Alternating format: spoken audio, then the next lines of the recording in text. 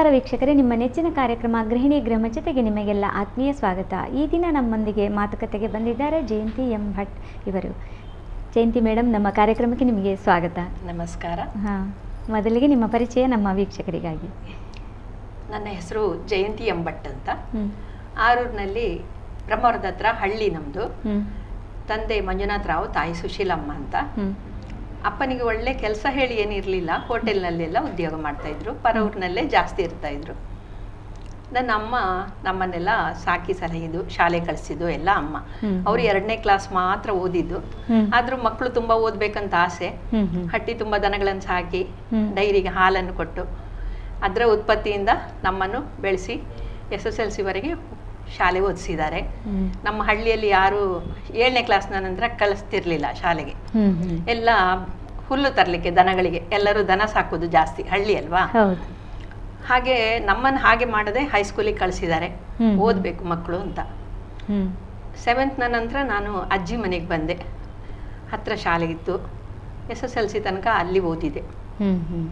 SSLC ನಂತರ ನನಗೆ ಓದು ಮುಂದುವರಿಸಲಿಕ್ಕೆ ಅನುಕೂಲ ಇರಲಿಲ್ಲ. ಮತ್ತೆ ನೀವು ಮದುವೆಯಾಗಿ ಹೋದದ್ದು ನಾನು ಕುಂಬಾಶಿಗೆ. ಕುಂಬಾಶಿ ಪಟೇಲ್ರ ಮನೆಗೆ ಹಿರಿ ಸೊಸೆಯಾಗಿ ಹೋದೆ. ಮಹಾಬಲ್ ಭಟ್ ಅಂತ ನನ್ನ ಮನೆಯವರ ಹೆಸರು. ಅವರು ಉಡುಪಿ ಜನತಾ ಕೋಆಪರೇಟಿವ್ ಬ್ಯಾಂಕಲ್ಲಿ ವರ್ಕ್ ಮಾಡ್ತಾ ಇದ್ರು. ನಾವು 1 ವರ್ಷದವರೆಗೆ ಅಲ್ಲಿಂದವೇ ಬರ್ತಾ ಇದ್ದೆವು ಬಸ್ನಲ್ಲಿ ಇಬ್ರು ಸಹ ಉಡುಪಿಗೆ. 86ರಲ್ಲಿ ಮಗಳು ಹುಟ್ಟಿದ್ಲು. ಆಮೇಲೆ ಮಗುವನ್ನಲ್ಲಿ ಅತ್ತೆಗೆ ಕಷ್ಟ ಆಗ್ತಿತ್ತು. ಅತ್ತೆ ಮಾವನಿಗೆ ಸ್ವಲ್ಪ ಕಣ್ಣು ಕಾಣಿಸ್ತಿರ್ಲಿಲ್ಲ. ಮಾವನ ನೋಡ್ಕೊಳ್ಳೋದೇ ಅವರಿಗೆ ದೊಡ್ಡ ಕೆಲಸ ಇತ್ತು. ಅವ್ರು ಹೇಳಿದ್ರು ನಂಗೆ ಕಷ್ಟ ಆಗ್ತದೆ ಅಂದ್ರು. ನಾವು ಉಡುಪಿಗೆ ಬಂದು ಬಾಡಿಗೆ ಮನೆಯಲ್ಲಿ ಇದ್ದೆವು. ಮಗುವನ್ನು ಬೇಬಿ ಸಿಟ್ಟಿಂಗ್ ಅಲ್ಲಿ ಇಟ್ಟು ಸಾಕ್ತಾ ಇದ್ದೆವು. ಆಫೀಸಿಗೆ ಹೋಗ್ತಾ ಇದ್ದೆವು ಇಬ್ರು ಸಹ. ಸ್ವಲ್ಪ ಸಮಯ ಬಾಡಿಗೆ ಮನೆಯಲ್ಲಿದ್ದು ಮತ್ತೆ ಅನ್ಸಿತ್ತು ನಮ್ಗೆ, ಇದೇ ಬಾಡಿಗೆ ದುಡ್ಡಿಗೆ ಸ್ವಲ್ಪ ದುಡ್ಡು ಹಾಕಿ ಲೋನ್ ಮಾಡಿ ಜಾಗ ತಕೊಂಡು ಮನೆ ಕಟ್ಟುವ, ನಮ್ದೇ ಸ್ವಂತ ಆಗ್ತದಲ್ಲ. ಹಾಗೆ ಮಣಿಪಾಲದಲ್ಲಿ ಒಂದು ಜಾಗ ನೋಡಿದೆವು, ಅಲ್ಲಿ ಮನೆ ಕಟ್ಟಿದೆವು. 1991ರಲ್ಲಿ ಮನೆ ಕಟ್ಟಿದೆವು. 92ರಲ್ಲಿ ಮಗ ಹುಟ್ಟಿದ. ಇಬ್ಬರನ್ನು ಬೇಬಿ ಸಿಟ್ಟಿಂಗ್ ಅಲ್ಲಿ ಬಿಟ್ಟು ನಾವು ಆಫೀಸಿಗೆ ಕೆಲಸಕ್ಕೆ ಹೋಗ್ತಾ ಇದ್ದೆವು. ನಮ್ಮ ಗಂಡ ಎಲ್ಲ ಕೆಲಸದಲ್ಲಿಯೂ ನಂಗೆ ಸಹಾಯ ಮಾಡ್ತಾ ಇದ್ರು. ಅವರು ಕೆಲಸಕ್ಕೆ ಹೋಗ್ಬೇಕು, ನಾನು ಕೆಲಸಕ್ಕೆ ಹೋಗ್ಬೇಕಲ್ವಾ. ಇಬ್ಬರೊಟ್ಟು ಬೆಳಿಗ್ಗೆ ಬೇಗ ಇದ್ದು ಎಲ್ಲ ಕೆಲಸ ಮಾಡಿ ಮಕ್ಕಳನ್ನು ಶಾಲೆಗೆ ಕಳಿಸೋದು ಎಲ್ಲ ನಾವು ಒಟ್ಟಿಗೆ ಮಾಡ್ತಾ ಇದ್ವಿ. ನಿಮ್ಮ ಒಡ ಹುಟ್ಟಿದವರ ಬಗ್ಗೆ? ನನಗೆ 2 ಅಕ್ಕಂದ್ರು, 2 ತಮ್ಮಂದ್ರು. ಅಕ್ಕಂದ್ರು ಮದುವೆಗೆ ಹೋಗಿದ್ದಾರೆ, ಒಳ್ಳೆ ಇದರಲ್ಲಿ ಇದ್ದಾರೆ. ತಮ್ಮಂದ್ರು ದೊಡ್ಡ ತಮ್ಮ ಮನೆಯೆಲ್ಲ ನೋಡ್ಕೊಳ್ತಾ ಇದ್ದಾನೆ. ಸ್ವಲ್ಪ ಬೇಸಾಯ ಉಂಟು, ಬೇಸಾಯ ನೋಡ್ಕೊಳ್ತಾ ಇದ್ದಾನೆ. ಸಣ್ಣ ತಮ್ಮ ಮಣಿಪಾಲ್ ಟೆಕ್ನಾಲಜೀಸಲ್ಲಿ ವರ್ಕ್ ಮಾಡ್ತಾನೆ. ನಾನು 1978ರಲ್ಲಿ ಉದಯವಾಣಿಗೆ ಸೇರಿದೆ. ನಮ್ಮ ಮನೆ ಹತ್ರದವರೊಬ್ಬರು ಅಲ್ಲಿ ಇದ್ದರು. ನನ್ನ ಅಮ್ಮ ಅವ್ರ ಹತ್ರ ಹೋಗಿ ನನ್ನ ಮಗಳಿಗೂ ಒಂದು ಕೆಲಸ ತೆಗೆಸಿಕೊಡು ಅಂತ ಹೇಳಿದರು. ಅವರು ಮಾತಾಡಿ ನಂಗೆ ಕೆಲಸ ತೆಗೆಸಿಕೊಟ್ಟಿದ್ದು. ಅಲ್ಲಿ ಕೆಲಸಕ್ಕೆ ಸೇರಿದ ನಂತರ ನನ್ನ ಸ್ವಲ್ಪ ಆರ್ಥಿಕ ಪರಿಸ್ಥಿತಿ ಒಳ್ಳೇದಾಗ್ತಾ ಬಂತು. ನಮ್ಮ ಮನೆಗೆಲ್ಲ ಒಳ್ಳೇದಾದದ್ದು ಕೆಲಸಕ್ಕೆ ಸೇರಿದ ಮೇಲೆ. ಅಕ್ಕನಿಗೆ ಮದುವೆ ಆಯಿತು, ಒಬ್ಳು ಅಕ್ಕ ಇದ್ಲು, ಮದುವೆ ಆಯಿತು. ಮತ್ತು ಅಮ್ಮನಿಗೆ ಸ್ವಲ್ಪ ಹುಷಾರಿರಲಿಲ್ಲ. ಅವರನ್ನು ಆಸ್ಪತ್ರೆಗೆ, ಮಣಿಪಾಲ ಆಸ್ಪತ್ರೆಗೆ ಹಾಕೋದು ಬಿಡಿಸೋದು ಅದೇ ಕೆಲಸ. ಮತ್ತು ಸ್ವಲ್ಪ ಸಮಯದ ನಂತರ 2 ವರ್ಷದ ನಂತರ ಅವ್ರಿಗೆ ಜೋರಾಯಿತು, ಕ್ಯಾನ್ಸರ್ ಆಗಿತ್ತು. ಅವ್ರು ತೀರ್ಕೊಂಡ್ರು 1993ರಲ್ಲಿ ತೀರ್ಕೊಂಡ್ರು. ಮತ್ತೊಂದು 2 ವರ್ಷದಲ್ಲಿ ನನಗೆ ಮದುವೆ ಆಯಿತು ಭಾಷೆಗೆ. ಮದುವೆ ಆದ ನಂತರ ಕೂಡ ನೀವು ಅಲ್ಲಿಂದನೇ ಇಲ್ಲಿಗೆ ಉಡುಪಿಗೆ ಬಂದೆವು, ಕೆಲಸ ಮಾಡ್ತಾ ಇದ್ದೀವಿ. ಉಡುಪಿಗೆ ಬಂದೆವು. ಉಡುಪಿ ಬಾಡಿಗೆ ಮನೇಲಿ ಇದ್ದುಕೊಂಡು ಕೆಲಸಕ್ಕೆ ಹೋಗ್ತಾ ಇದ್ದೆವು. ನನ್ನ ಫ್ರೆಂಡ್ ಒಬ್ಳು ನಂಗೆ ದನಗಳೆಲ್ಲ ಇಷ್ಟ ಅಂತ ನಂಗೊಂದು ದನ ಕೊಟ್ಲು. ಮಣಿಪಾಲದಲ್ಲಿ ಮನೆ ಮಾಡಿದಾಗ ಅಲ್ಲಿ ಗುಡ್ಡೆ ಹೆಚ್ಚು ಮನೆ ಇರ್ಲಿಲ್ಲ, ರಾಜೀವ್ ನಗರ ಅಂತ, ಅಲ್ಲಿ ದನ ಸಾಕ್ತಾ ಇದ್ದೆವು. ಅದು 2-3 ಕರು ಹಾಕಿತ್ತು ನಮ್ಮ ಮನೆಯಲ್ಲಿ. ಮತ್ತೆ ಅದು ನಾವು ಗುಡ್ಡೆಗೆ ಬಿಡುದಲ್ವಾ, ಬೆಳಿಗ್ಗೆ ಎಲ್ಲ ಅದಕ್ಕೆ ಅಕ್ಕಚ್ಚಿ ಎಲ್ಲ ಕೊಟ್ಟು ಹೊರಗೆ ಬಿಡುದು. ನಮ್ಮನೆ ಹತ್ರದವರೊಬ್ರು ಹೆಲ್ಪ್ ಮಾಡ್ತಾ ಇದ್ರು ಮಧ್ಯಾಹ್ನ ಕಟ್ಲಿಕ್ಕೆ, ಕರು ಬಿಡ್ಲಿಕ್ಕೆ ಎಲ್ಲ. ಮತ್ತೆ ಅದು ಗುಡ್ಡೆಯಲ್ಲಿ ಹೋಗುದಲ್ವಾ, ಪ್ಲಾಸ್ಟಿಕ್ ಎಲ್ಲ ತಿಂದು ಹೊಟ್ಟೆ ಉಬ್ಬರಿಸಿ ಅದು ತೀರಿ ಹೋಯ್ತು. ತುಂಬಾ ಬೇಜಾರಾಯ್ತು ಮನೆಯವರಿಗೆಲ್ಲ. ನಮ್ಮ ಮನೆ ಮಗುನ ಹಾಗೆ ಇತ್ತದು. ಅದೇ ಮತ್ತೆ ನಾವು ದನ ಸಾಕೋ ಮನಸ್ಸು ಮಾಡಲಿಲ್ಲ. ನಮ್ಮ ವೀಕ್ಷಕರಿಗಾಗಿ ಒಂದು ದೇವ್ರ ನಾಮವನ್ನು ಕೇಳಿಸ್ತೀರಾ ಈಗ ನೀವು? ವೆಂಕಟರಮಣನೆ ಬಾರೋ, ಶೇಷಾಚಲವಾಸನೆ ಬಾರೋ, ವೆಂಕಟರಮಣನೆ ಬಾರೋ, ಶೇಷಾಚಲವಾಸನೆ ಬಾರೋ, ಪಂಕಜನಾಭ ಪರಮ ಪವಿತ್ರ ಶಂಕರ ಮಿತ್ರನೆ ಬಾರೋ. ಪಂಕಜನಾಭ ಪರಮ ಪವಿತ್ರ ಶಂಕರ ಮಿತ್ರನೆ ಬಾರೋ. ವೆಂಕಟರಮಣನೆ ಬಾರೋ. ಶೇಷಾಚಲವಾಸನೆ ಬಾರೋ. ಮುದ್ದು ಮುಖದ ಮಗುವೆ ನಿನಗೆ ಮುದ್ದು ಕೊಡುವೆನೋ ಬಾರೋ. ಮುದ್ದು ಮುಖದ ಮಗುವೆ ನಿನಗೆ ಮುದ್ದು ಕೊಡುವೆನೋ ಬಾರೋ. ನಿರ್ದಯವೇಗೋ ನಿನ್ನೊಳಗೆ ನಾನು ಹೊಂದಿದ್ದೇನೋ ಬಾರೋ. ನಿರ್ದಯವೇಗೋ ನಿನ್ನೊಳಗೆ ನಾನು ಹೊಂದಿದ್ದೇನೋ ಬಾರೋ. ವೆಂಕಟರಮಣನೆ ಬಾರೋ. ಶೇಷಾಚಲವಾಸನೆ ಬಾರೋ. ಮಂದರಗಿರಿಯನ್ನೆತ್ತಿದಾನಂದ ಮೂರುತಿಯೇ ಬಾರೋ. ಮಂದರಗಿರಿಯನ್ನೆತ್ತಿದಾನಂದ ಮೂರುತಿಯೇ ಬಾರೋ. ನಂದನ ಕಂದ ಗೋವಿಂದ ಮುಕುಂದ ಇಂದಿರೆಯ ರಸನೆ ಬಾರೋ. ನಂದನ ಕಂದ ಗೋವಿಂದ ಮುಕುಂದ ಇಂದಿರೆಯ ರಸನೆ ಬಾರೋ. ವೆಂಕಟರಮಣನೆ ಬಾರೋ. ಶೇಷಾಚಲವಾಸನೆ ಬಾರೋ. ಕಾಮನಯ್ಯ ಕರುಣಾಳೋ ಶ್ಯಾಮಲವರ್ಣನೆ ಬಾರೋ. ಕೋಮಲಾಂಗ ಶ್ರೀ ಪುರಂದರ ವಿಠಲನೆ ಸ್ವಾಮಿ ರಾಯನೇ ಬಾರೋ. ವೆಂಕಟರಮಣನೆ ಬಾರೋ. ಶೇಷಾಚಲವಾಸನೆ ಬಾರೋ.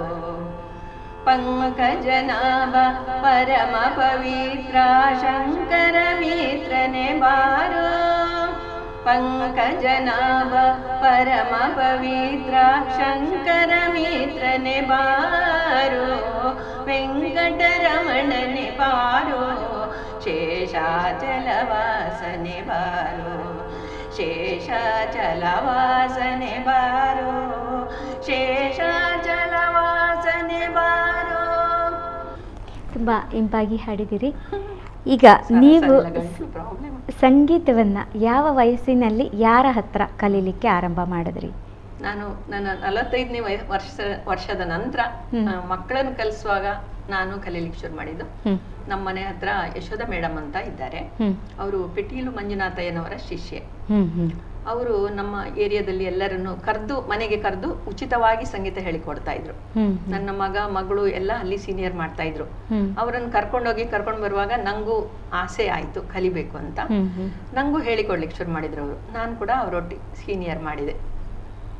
ಅವರು ತುಂಬಾ ಪ್ರೋತ್ಸಾಹ ಮಾಡ್ತಾ ಇದ್ರು, ಕಲಿ ಅಂತ. ಅವರ ಒತ್ತಾಯಕ್ಕೆ ನಾನು ಪರೀಕ್ಷೆ ಕಟ್ಟಿ ಸೀನಿಯರ್ ವರೆಗೆ ಮಾಡಿದೆ. ಓಕೆ. ನಿಮ್ಮ ಮಗಳು ಭರತನಾಟ್ಯ ಸಹ ಕಲಿತಾ ಇದ್ಲು. ವೀಣಾ ಸಾಮಗ್ರ ಶಿಷ್ಯ ಅವಳು. ಅವಳು ಈಗ ವಿದುಷಿ ಆಗಿದ್ದಾಳೆ. ಮದುವೆಯಾಗಿ ಮಂಗಳೂರಲ್ಲಿ ಇದ್ದಾಳೆ ಅವಳು. ಅವಳು ಫಿಸಿಯೋಥೆರಪಿಸ್ಟ್, ಆಳ್ವಾಸಲ್ಲಿ ಕಲ್ತಿದ್ದು. ಮಂಗಳೂರಲ್ಲಿ ಸ್ವಲ್ಪ ಸಮಯ ಕೆಲಸ ಮಾಡ್ತಾ ಇದ್ಲು. ಮತ್ತೆ 2 ಮಕ್ಕಳಾದ್ಮೇಲೆ ಮಕ್ಕಳನ್ನ ನೋಡ್ಕೊಳ್ಳದೆ ಸರಿ ಆಗ್ತದೆ. ಮತ್ತೆ ಈಗ ಕಲಾಸಿರಿ ಅಂತ ಒಂದು ಸಂಸ್ಥೆ ಕಟ್ಟಿದ್ದಾಳೆ. ಸಂಗೀತ, ಭರತನಾಟ್ಯ ಎಲ್ಲ ಹೇಳಿಕೊಡ್ತಾಳೆ. ನನ್ನ ಅಳಿಯ ವಕೀಲರು ಮಂಗಳೂರಲ್ಲಿ, ಶಶಿರಾಜರಾವ್ ಕಾವೂರ್ ಅಂತ. ಅವರು ಕಲಾವಿದ ಕೂಡ, ನಾಟಕಕಾರ, ಲೇಖಕ ಎಲ್ಲ ಆಲ್ರೌಂಡರ್ ಅವರು. ನಿಮ್ಮ ಸೊಸೆ ಕೂಡ ಭರತನಾಟ್ಯ? ನನ್ನ ಮಗ ಆಳ್ವಾಸಲ್ಲೇ ಕಲ್ತದ್ದು, ಮೆಕ್ಯಾನಿಕಲ್ ಇಂಜಿನಿಯರ್. ಅವನು ಬೆಂಗಳೂರಲ್ಲಿ ವರ್ಕ್ ಮಾಡ್ತಾ ಇದ್ದ. ಕಳೆದ ಸೆಪ್ಟೆಂಬರ್ ಅಲ್ಲಿ ಮದುವೆ ಆಯ್ತು. ನನ್ನ ಸೊಸೆ ವಿದುಷಿ, ಪ್ರೋಗ್ರಾಮ್ ಎಲ್ಲ ಕೊಡ್ತಾಳೆ. ಒಟ್ಟಿನಲ್ಲಿ ನಿಮ್ದು ಕಲಾವಿದರ ಕುಟುಂಬ. ನೀವು ಒಂದು ಸ್ಥಾಪಿಸಿದಂಥ ಭಜನಾ ಮಂಡಳಿ ಅಂದರೆ ನಿಮ್ಮ ಗುರುಗಳು ಸ್ಥಾಪಿಸಿದಂಥದ್ದನ್ನು ನೀವು ಕಂಟಿನ್ಯೂ ಮಾಡ್ಕೊಂಡು ಬರ್ತಾ ಇದ್ದೀರಿ. ಅದರ ಬಗ್ಗೆ ಸ್ವಲ್ಪ ವಿವರವಾಗಿ ನಮ್ಮ ವೀಕ್ಷಕರಿಗೆ ಹೇಳ್ತೀರಾ? ನಮ್ಮ ಮಂಜುನಾಥ ಭಜನಾ ಮಂಡಳಿ ಅಂತ ನಮ್ಮ ಮೇಡಮ್ ಇದು ಭಜನಾ ಮಂಡಳಿ, ಸಂಗೀತ ಶಾಲೆ ಎಲ್ಲ ಇತ್ತು. ಅದರಲ್ಲಿ ಆಚೀಚೆ ಮನೆಯ ಮಾತೆಯರೆಲ್ಲ ಬಂದು ಸಂಗೀತ ಕಲಿತಾ ಇದ್ರು, ಭಜನೆ ಕಲಿತಾ ಇದ್ರು. ಸುಮಾರು ಜನ ಕಲ್ತಿದ್ದಾರೆ. ಈಗ ಅವರು ವೃದ್ಧಾಪ್ಯದ ಕಾರಣ ಮಗಳ ಮನೆಗೆ ಹೋಗಿದ್ದಾರೆ, ಬೆಂಗಳೂರಲ್ಲಿ ಇದ್ದಾರೆ. ಅವರು ಇನ್ನು ಸದ್ಯ ಇಲ್ಲಿ ಬರೋದು ಹಾಗಿಲ್ಲ, ಹುಷಾರಿಲ್ಲ ಅವರಿಗೆ ಸ್ವಲ್ಪ. ಅವರು ಬಿಡ್ಬೇಡ ಮುಂದುವರ್ಸ್ಕೊಂಡು ಹೋಗು ಅಂದ್ರು. ಹಾಗೆ ನಾನು ಅವರ ಮನೆಗೆ ಬರುವ ಹೆಂಗಸರಿಗೆ ನಮ್ಮ ಮನೆಯಲ್ಲಿ ನಾನು ಪ್ರತಿ ಶುಕ್ರವಾರ ಭಜನೆ ತರಬೇತಿ ಕೊಡ್ತಾ ಇದ್ದೇನೆ. ಮತ್ತೆ ನಮ್ದು ಭಜನಾ ತಂಡ ಮಠದಲ್ಲಿ ನಿರಂತರ ಭಜನೆ ಅದರಲ್ಲೆಲ್ಲ ಭಾಗವಹಿಸ್ತೇವೆ. ಅದಲ್ಲದೆ ನಮ್ಮ ಮನೆಗೆ ಸಂಗೀತ ಕಲೀಲಿಕ್ಕೆ ಮಕ್ಕಳು ಬರ್ತಾರಲ್ಲ, ಅವರದ್ದೇ ಒಂದು ಗುಂಪಾಗಿದೆ ಈಗ, ಭಜನಾ ಗುಂಪು, ಸಂಕೀರ್ತನಾ ಭಜನಾ ಮಂಡಳಿ ಅಂತ. ಹಾಗೆ 2 ಭಜನಾ ಮಂಡಳಿ ಇದೆ ನಮ್ದು. ಎಲ್ಲ ಕಡೆ ಪ್ರೋಗ್ರಾಮ್ ಕೊಡ್ತೇವೆ, ದೇವಸ್ಥಾನಗಳಲ್ಲಿ ಮತ್ತೆ ಪ್ರತಿಷ್ಠಾವರ್ಧಂತಿ ಪ್ರೋಗ್ರಾಮ್ಗಳಲ್ಲಿ ಎಲ್ಲ ನಾವು ಭಾಗವಹಿಸ್ತೇವೆ. ನೀವು ಪ್ರೋಗ್ರಾಮ್ ಕೊಡಬೇಕಾದ್ರೆ ಏನೆಲ್ಲ ತಯಾರಿಗಳನ್ನು ಮಾಡ್ಕೊಳ್ತೀರಿ, ಯಾವ ಥರ ಮಾಡ್ಕೊತೀರಿ?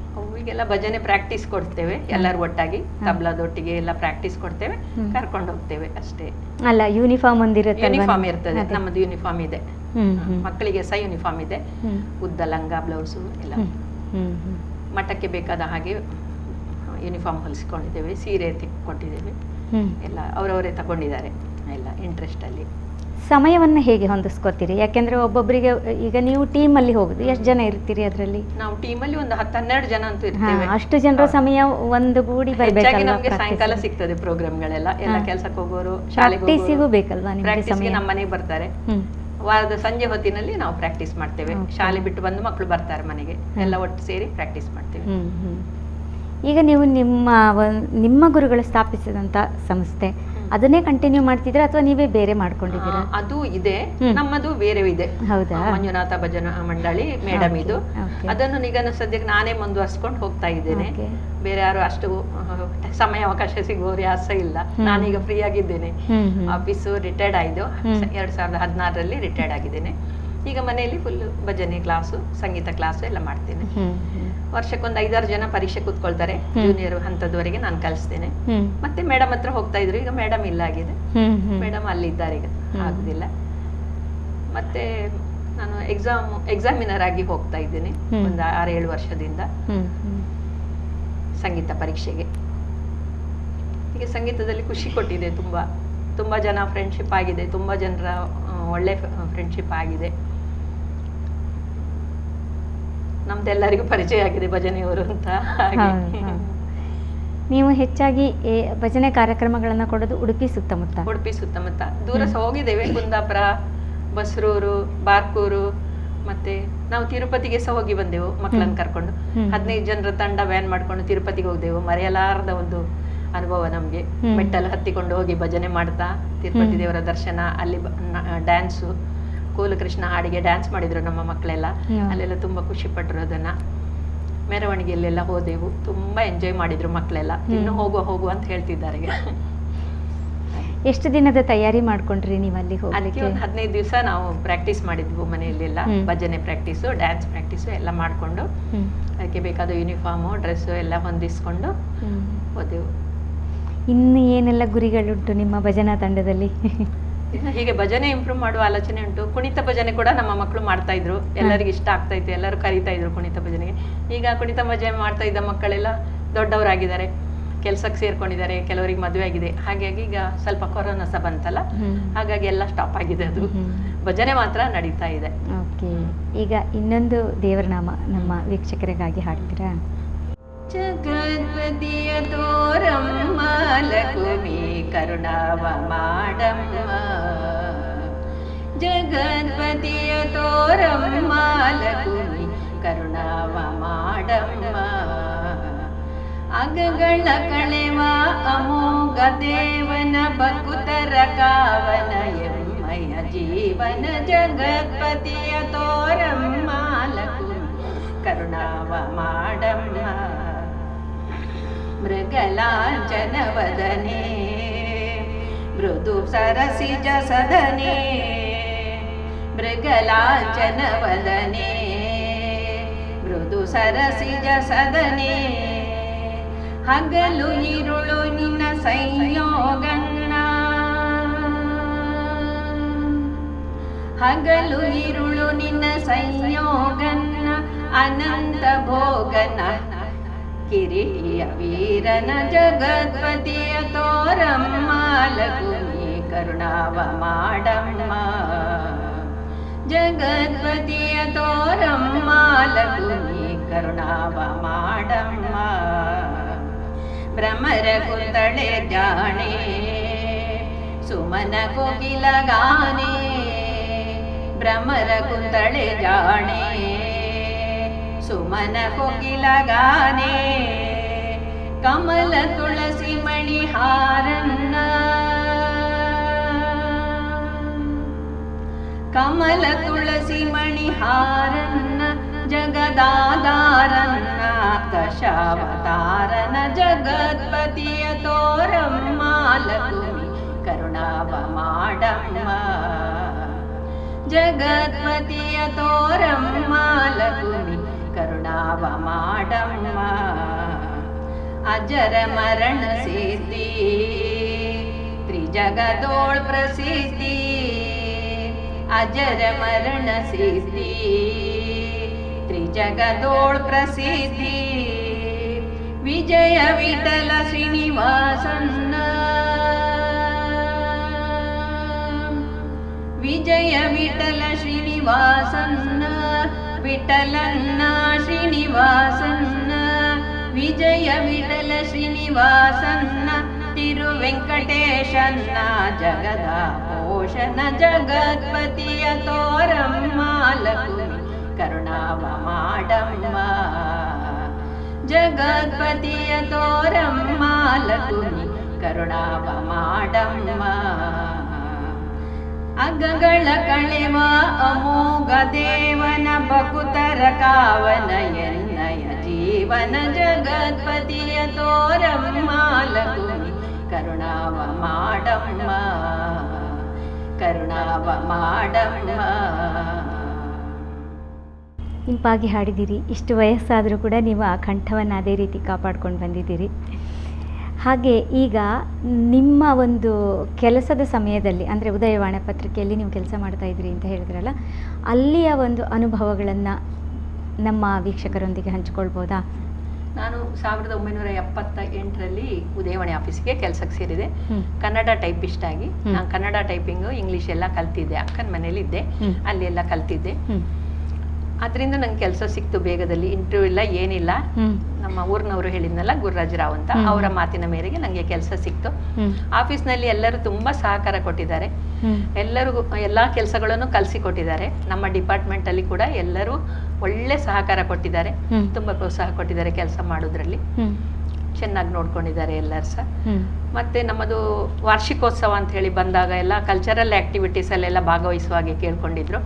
ಆಗ ನಾವೆಲ್ಲ ಫ್ರೆಂಡ್ಸ್ ಸೇರಿ ತುಂಬಾ ಚೆನ್ನಾಗಿ ಪಾರ್ಟಿಸಿಪೇಟ್ ಮಾಡಿದ್ದೇವೆ. ಜಾನಪದ ನೃತ್ಯ, ಹಾಡು, ದೇಶಭಕ್ತಿ ಗೀತೆ ಎಲ್ಲದರಲ್ಲಿಯೂ ಭಾಗವಹಿಸಿ ಪ್ರೈಸ್ ತಗೊಂಡು ಬಂದೇವೆ. ಓಕೆ, ನಿಮ್ಗೆ ಹಾಡುಗಾರಿಕೆ ಅಲ್ಲದೆ ನೃತ್ಯದಲ್ಲೂ ಕೂಡ ನೃತ್ಯದಲ್ಲಿ ನನ್ನ ಮಕ್ಕಳೆಲ್ಲ ನೃತ್ಯ ಮಾಡ್ತಾರಲ್ವಾ, ಮಗಳು ಎಲ್ಲ, ಹಾಗಾಗಿ ಸ್ವಲ್ಪ ಮೊದಲಿಂದ ಸಹ ಟಚ್ ಇತ್ತು. ಜಾನಪದ ಅವಳೇ ಹೇಳಿಕೊಟ್ಟದ್ದು ಡ್ಯಾನ್ಸ್. ಹಾಗೆ ನಾವು ಆಫೀಸ್ನವರೊಟ್ಟಿಗೆ ಸೇರಿಕೊಂಡು ಮಾಡಿದೆವು. ಅದರಲ್ಲಿ ಮನೋರಮಾ ಹೆಜಮಾಡಿ ಅವರು ಎಲ್ಲ ಭಾಗವಹಿಸಿದ್ರು ನಮ್ಮ ಜೊತೆ. ಖುಷಿಯಾಗಿ ಅದೊಂದು ಅಪೂರ್ವ ಅನುಭವ ನಮ್ಗೆ. ಆಫೀಸಲ್ಲಿ ಒಂದು ಅವಕಾಶ ಮಾಡಿಕೊಟ್ಟಿದ್ರು. ಅದಕ್ಕೆ ಒಂದು ಸುಂದರ ಕ್ಷಣಗಳು. ಮತ್ತೆ ನಾವು ಮಧ್ಯಾಹ್ನ ಊಟ ಮಾಡುವಾಗೆಲ್ಲ ನಾವು ಆಫೀಸ್ನವರೆಲ್ಲ ಬೇರೆ ಬೇರೆ ಡಿಪಾರ್ಟ್ಮೆಂಟ್ ಅವ್ರು ಒಟ್ಟು ಸೇರಿ ಊಟ ಮಾಡ್ತಿದ್ದೆವು. ನಮ್ಮ ಅಡಿಗೆಗಳನ್ನೆಲ್ಲ ಹಂಚ್ಕೊಳ್ತಿದ್ದೆವು ಒಬ್ಬರಿಂದೊಬ್ಬರಿಗೆ. ನಮ್ಮ ಅಡಿಗೆ ಬೇರೆಯವ್ರಿಗೆ ಇಷ್ಟ ಆಗ್ತಿತ್ತು, ಬೇರೆಯವ್ರ ಅಡಿಗೆ ನಾವು ಇಷ್ಟಪಡ್ತಿದ್ದೆವು. ಹಾಗೆ ತುಂಬಾ ಸುಂದರ ಕ್ಷಣಗಳನ್ನು ಕಳೆದಿದ್ದೇವೆ. ಅವ್ರು ಇವತ್ತಿಗೂ ಎಲ್ಲ ನೆನ್ಪು ಮಾಡ್ಕೊಂಡು ಫೋನ್ ಮಾಡ್ಕೊಂಡು ವಿಚಾರಿಸ್ತಾ ಇರ್ತಾರೆ. ಈಗ ರಿಟೈರ್ಡ್ ಆಗಿ ಎಷ್ಟು ವರ್ಷ? ಈಗ ರಿಟೈರ್ಡ್ 2016ರಲ್ಲಿ ರಿಟೈರ್ಡ್ ಆದದ್ದು. ಓಕೆ, ಈಗ ಈ 4 ವರ್ಷದಲ್ಲಿ ಫುಲ್ ನಿಮ್ಮ ಸಮಯವನ್ನು ಸಂಗೀತಕ್ಕೆ ಯೂಸ್ ಮಾಡ್ತಾ ಇದ್ದೀನಿ. ಸಂಗೀತ ದಾಸನಮನಕ್ಕೆ ಹಾಡ್ತೇನೆ. ಫೇಸ್ಬುಕ್ ದಾಸನಮನ ಇದು ಉಂಟಲ್ಲ, ಅದಕ್ಕೆ ನಾನು ಹಾಡ್ತೇನೆ. ಅಲ್ಲಿ ಒಳ್ಳೊಳ್ಳೆ ಹಾಡುಗಳು ಸಿಗ್ತದೆ. ಅದನ್ನೆಲ್ಲ ಬರ್ಕೊಳ್ಳೋದು, ಕಲಿಯೋದು, ಮಕ್ಕಳಿಗೆ ಕಲಿಸೋದು, ಭಜನೆ ಕರ್ಕೊಂಡು ಹೋಗೋದು, ಹೀಗೆಲ್ಲ ಮಾಡ್ತಿದ್ದೇನೆ. ಟೈಮ್ ಒಳ್ಳೆ ಪಾಸ್ ಆಗ್ತದೆ. ಮತ್ತೆ ನನ್ನ ಎಲ್ಲ ಪ್ರತಿಯೊಂದು ಕೆಲಸಕ್ಕೂ ನಮ್ಮ ಮನೆಯವರು ಒಳ್ಳೆ ಹೆಲ್ಪ್ ಮಾಡ್ತಾ ಇದ್ರು. ನಾನು ಕ್ಲಾಸ್ ಮಾಡುವಾಗೆಲ್ಲ ಅವರು ಒಳ್ಳೆ ಮನೆ ಕೆಲಸ ಎಲ್ಲ ಒಳಗಿದ್ದೆಲ್ಲ ಅವ್ರು ನೋಡ್ಕೊಳ್ತಿದ್ರು. ನಂಗೆ ತೊಂದರೆನೇ ಕೊಡ್ತಿರ್ಲಿಲ್ಲ. ಒಳಗಿದ್ದೆಲ್ಲ ಅವ್ರು ನೋಡ್ಕೊಳ್ತಾ ಇದ್ರು. ನೀವು ಹೋಗು, ಕ್ಲಾಸ್ ಉಂಟಲ್ಲ ಹೋಗು ಅಂತ ಹೇಳಿ ಕಳಿಸ್ತಾ ಇದ್ರು. ಅವರ ತುಂಬ ಸಹಕಾರ ನನಗೆ ಮೊದಲಿಂದ ಸ್ಟಾರ್ಟಿಂದ. ಮದುವೆ ಆದಲ್ಲಿ ಆಗಾಯ್ತು, ನನ್ನ ಹೆರಿಗೆ, ಮಕ್ಕಳ ಬೆಳವಣಿಗೆ ಎಲ್ಲದರಲ್ಲಿಯೂ ಅವರೊಬ್ಬರೇ. ಯಾರು ಬೇರೆಯವ್ರ ಹತ್ರ ಯಾರ ಹತ್ರ ಸಹ ನಾವು ಹೆಲ್ಪ್ ಕೇಳಲಿಲ್ಲ. ನಮ್ಮ ಮನೆಯವರೇ ನನಗೆ, ತಂದೆ ತಾಯಿ ಬಂಧು ಬಳಗ ಎಲ್ಲ ಅವರೇ. ಅಷ್ಟು ಚೆನ್ನಾಗಿ ನಮ್ಮನ್ನು ನೋಡ್ಕೊಂಡಿದ್ದಾರೆ. ನಿಮ್ಮ ಕಥೆಗಳು ತರಂಗದಲ್ಲಿ ಕೂಡ ಪ್ರಸಾರ ಆಗಿದೆ ಅಂತ ಹೇಳಿದ್ರಿ. ತುಷಾರದಲ್ಲಿ. ಓಕೆ, ತುಷಾರ. ಹಾಗೆ ಚುಟುಕಗಳನ್ನು ಕೂಡ ನೀವು ಬರೆದಿದ್ದೀರಿ ಅಂತ ಹೇಳ್ತಾ ಇದ್ರಿ. ಅದಕ್ಕೆ ಸ್ಫೂರ್ತಿ ಯಾರು ನಿಮಗೆ? ಅದು ಸುಮ್ಮನೆ ಆಫೀಸಲ್ಲಿ ಫ್ರೀ ಟೈಮಲ್ಲಿ ಕಂಪ್ಯೂಟರ್ ಇತ್ತಲ್ಲ, ಏನಾದರೂ ಗೀಚುದು, ಅದನ್ನೇ ಸರಿ ಮಾಡೋದು, ಮತ್ತೆ ಅಲ್ಲಿ ಡಿಪಾರ್ಟ್ಮೆಂಟಿಗೆ ತಗೊಂಡೋಗಿ ತೋರಿಸೋದು. ಅವ್ರು ಪರವಾಗಿಲ್ಲ ಇನ್ನೊಂಚೂರು ಇಂಪ್ರೂವ್ ಮಾಡಿ ಕೊಡಿ ಅಂತ ಹೇಳ್ತಾರೆ, ಬರೆಯುವುದು. ಅದನ್ನ ನೀವು ಮುಂದುವರಿಸಲಿಲ್ಲ? ಇಲ್ಲ, ಮುಂದುವರಿಸಲಿಲ್ಲ. ಅಲ್ಲೇ ಬಿಟ್ಟು ನಾಲ್ಕು ಕತೆ ಬರೆದಿದ್ದೆ ಅಷ್ಟೇ, ಪ್ರಕಟ ಆಗಿತ್ತು. ಓಕೆ. ಜಯಂತಿ ಮೇಡಮ್ ಅವರೇ, ಇಲ್ಲಿವರೆಗೆ ಬಂದು ನಿಮ್ಮ ಒಂದು ಜೀವನದ ಅನುಭವಗಳನ್ನು ನೀವು ನಮ್ಮ ವೀಕ್ಷಕರೊಂದಿಗೆ ಹಂಚಿಕೊಂಡಿದ್ದಕ್ಕಾಗಿ ನಿಮಗೆ ನಮ್ಮ ತಂಡದ ಪರವಾಗಿ ತುಂಬ ಹೃದಯದ ಧನ್ಯವಾದಗಳು. ನಮಗೆ ಅವಕಾಶ ಕೊಟ್ಟಿದ್ದಕ್ಕೆ ತುಂಬ ಧನ್ಯವಾದಗಳು. ವೀಕ್ಷಕರೇ, ಇಂದಿನ ಕಾರ್ಯಕ್ರಮವನ್ನು ಇಲ್ಲಿಗೆ ಮುಗಿಸುತ್ತಿದ್ದೇವೆ. ಮತ್ತೆ ಮುಂದಿನ ಎಪಿಸೋಡಲ್ಲಿ ನಿಮ್ಮನ್ನು ಭೇಟಿಯಾಗಲಿದ್ದೇವೆ. ನಮಸ್ಕಾರ.